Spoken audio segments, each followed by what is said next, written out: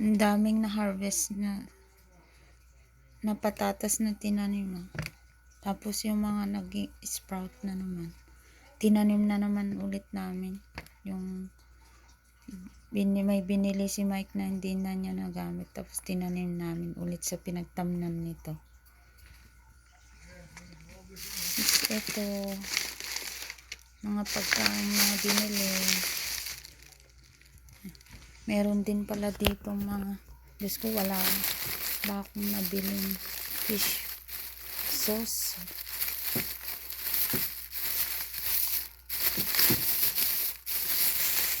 Walang fish sauce sa grocery.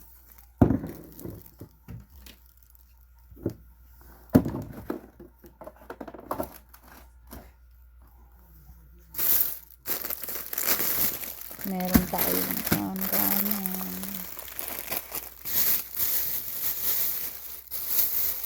Ano pang binili?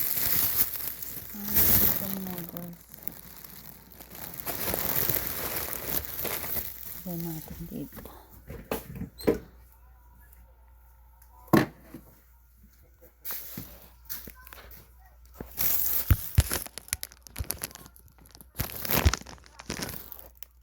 Oh, 5-gallon bucket, 2-gallon bucket. Go to Walmart and they have the pop on sale.